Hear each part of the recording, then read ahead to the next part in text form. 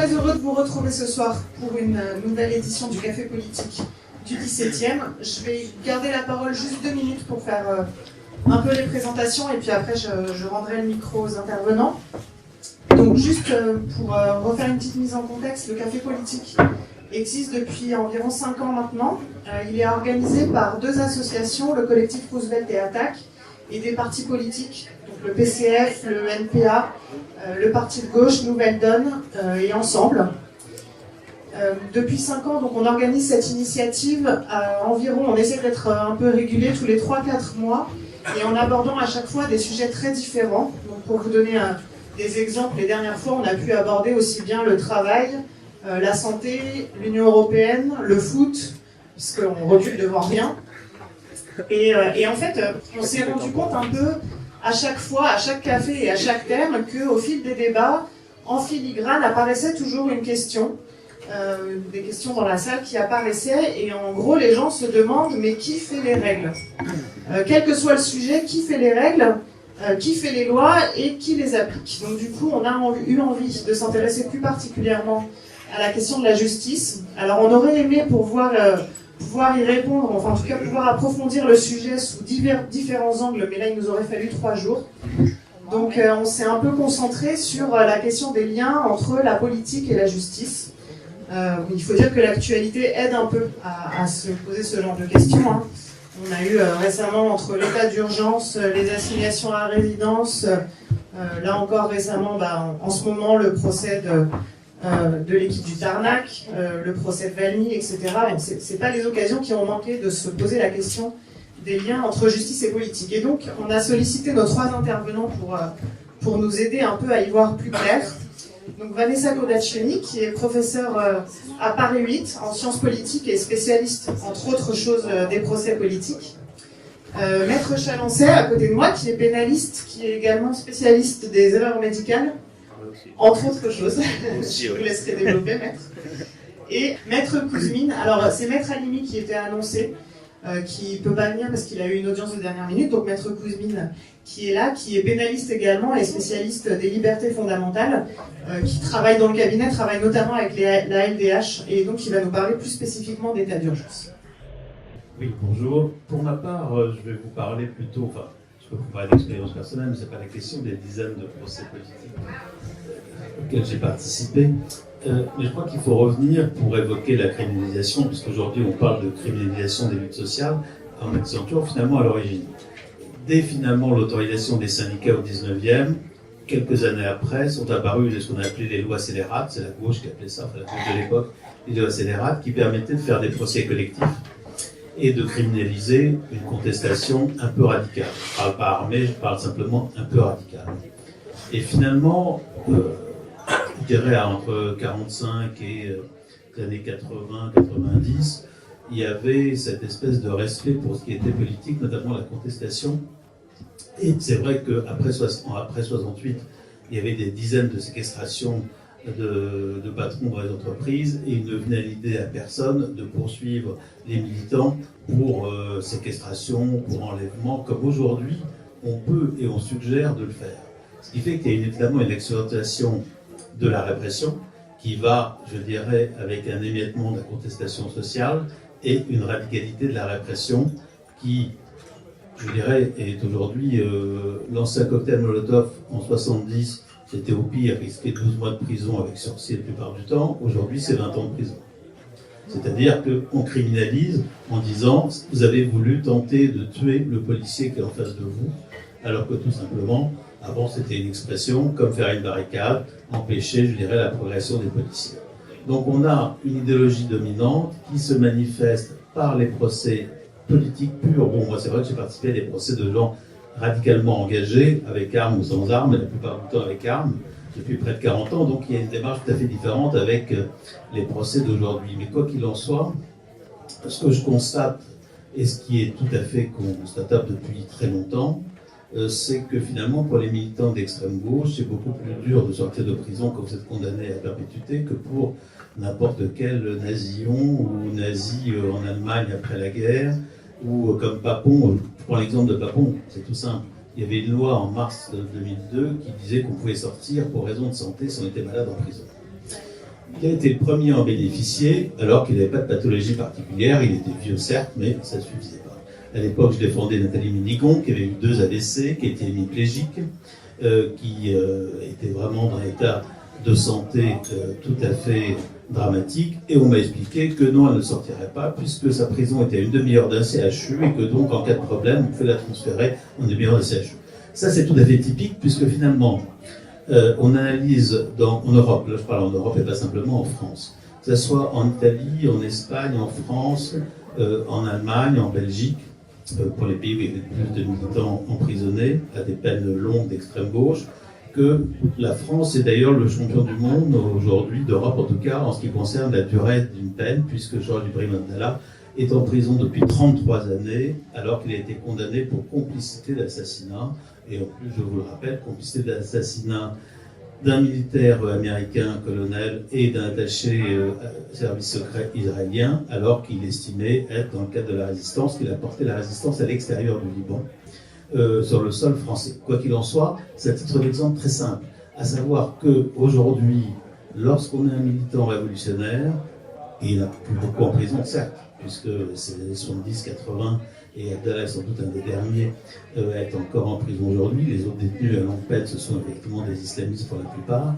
Il n'en demeure pas moins qu'on vous demande un repentir, qui était une notion qui n'existait pas lorsqu'on était condamné par la Cour de sûreté de l'État, par des militaires, donc juridiction mixte, militaire et civile, instituée au départ pour l'extrême droite, et comme l'a rappelé tout à l'heure celle qui est professeure à Paris 8, parce que moi je l'ai votre nom. Vanessa. Vanessa, je sais, mais le nom de famille. Je ne vais pas vous appeler par votre prénom. On a aujourd'hui, si vous voulez, une déviance, à savoir effectivement que finalement la Cour de sûreté de l'État, c'était une juridiction d'exception politique qui donnait le statut de prisonnier politique. On reconnaissait. Aujourd'hui, la radicalité, je dirais effectivement ceux qui emploient une violence, quelle qu'elle soit, avec ou sans armes, on vous dit que vous êtes des terroristes, ce qui veut dire que pour vous êtes terroristes, finalement, vous n'êtes pas politique, puisqu'aujourd'hui, finalement, terroriste, c'est, je dirais, comment qualifier. La notion, elle est née bien avant 86, mais sur le plan juridique, elle est née en 86, après la suppression de la Cour de sûreté de l'État. Et quand aujourd'hui je lis qu'on va instaurer un parquet antiterroriste, je veux dire, celui-ci a été créé en 86. Donc moi je veux bien, si vous voulez, qu'on restaure et qu'on dise des choses tout à fait inexactes, mais c'est en 86 qu'il a été instauré. Et à partir de les lois répressives dans le cadre du terrorisme qui aujourd'hui, effectivement, touchent des militants écologiques ou d'autres militants, ou même je suis un peu fourre-tout, mais c'est vrai, les interdictions de manifester. Il y a toujours eu des interdictions de manifester. Simplement, il était rarissime qu'on poursuive les militants qui venaient quand même à une manifestation, qu'on les inculpe et qu'on les mette en examen pour avoir participé à une manifestation.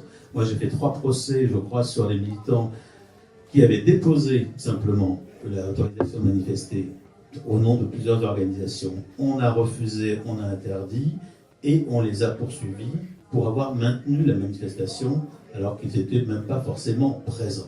Alors il est vrai, on peut dire ce qu'on veut, mais quelquefois il y a des juges indépendants, et les 3 fois ils ont été relaxés, alors que le parquet demandait une plainte. C'était les manifestations sur la Palestine.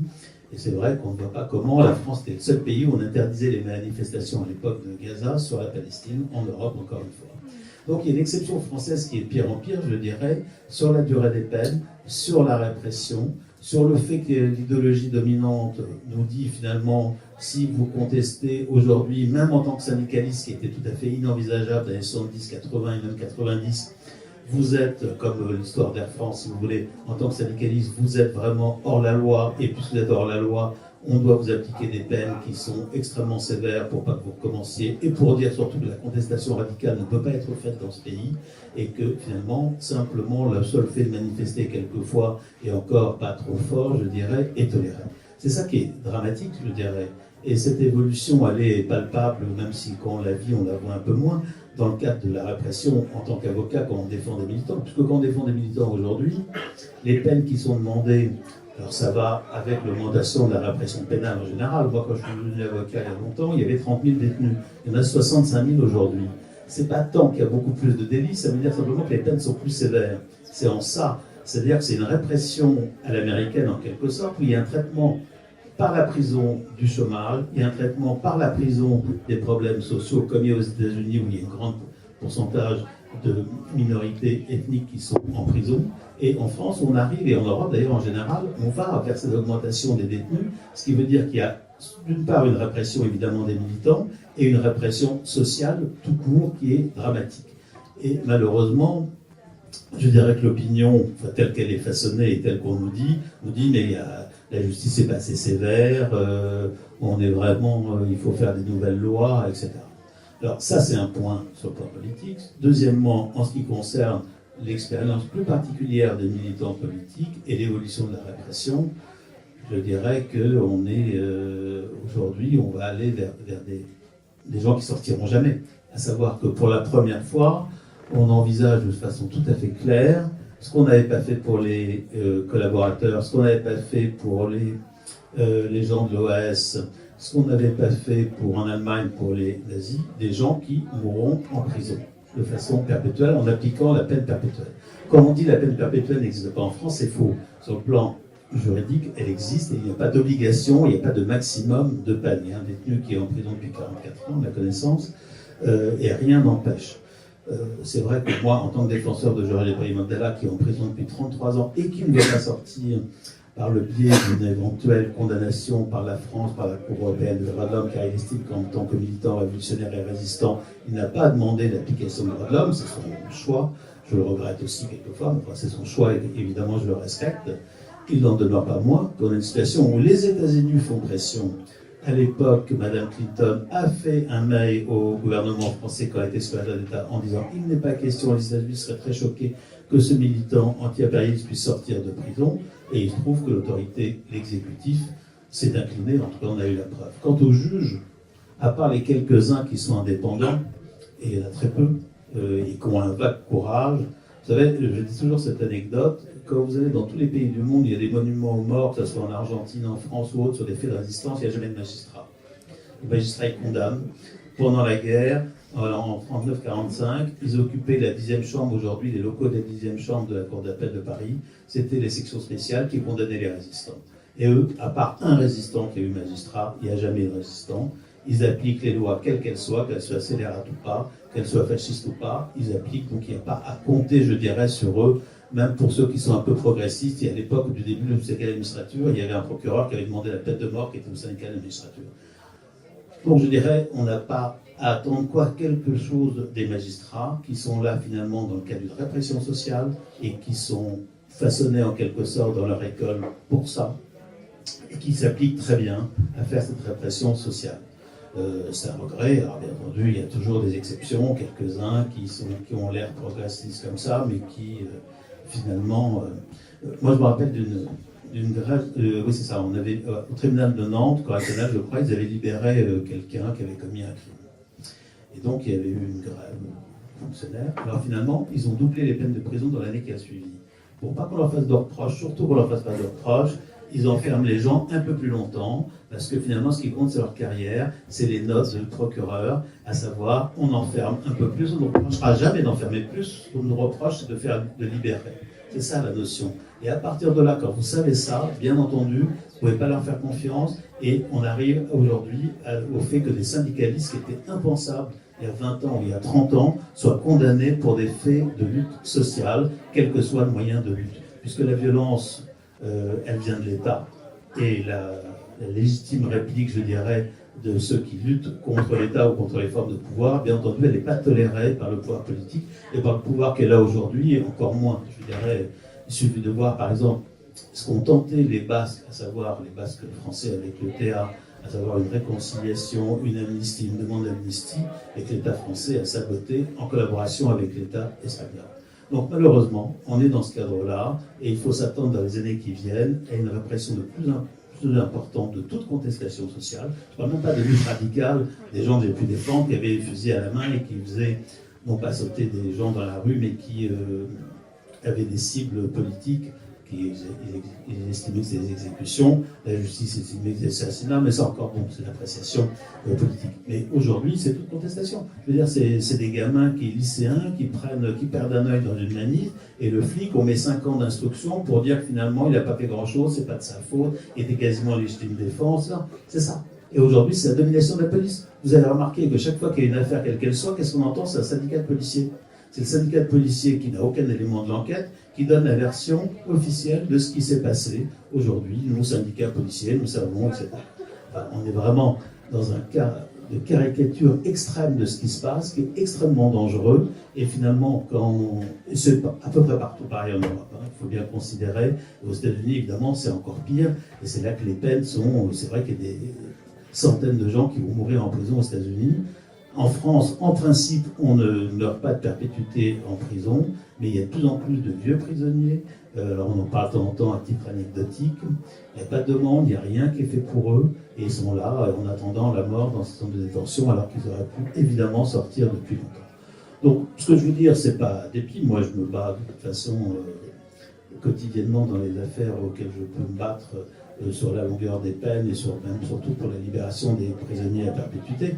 Mais malheureusement, aujourd'hui, pour les prisonniers politiques, qu'ils soient corses, qu'ils soient comme Jalal Ibrahim Abdallah, militants de l'Action directe, sont sortis, encore que l'on va en faire rentrer un autre en prison, mais peu importe, ils sont quand même sortis au bout de 25 ans, mais c'était une période quasiment exceptionnelle parce qu'ils étaient européens, et aujourd'hui, pour les autres, il est bien certain qu'il n'y a aucune mansuétude à attendre de l'État, et que surtout, pour la répression sociale, celle-ci s'accentue. C'est ça, je dirais, le danger le plus important, c'est la répression sociale, la criminalisation de toutes les luttes, qui va du lycéen au syndicaliste, et dans chaque manifestation, la présence de provocation des policiers. Jamais avant, on pouvait imaginer qu'il y ait des policiers partout dans le cadre de manifestations, au milieu, sur les côtés. C'est évidemment des provocations, et ils attendent qu'une chose. Les provocations policières, elles existent depuis la nuit des temps. Depuis qu'il y a des contestations sociales au 19e, il y a des provocations policières.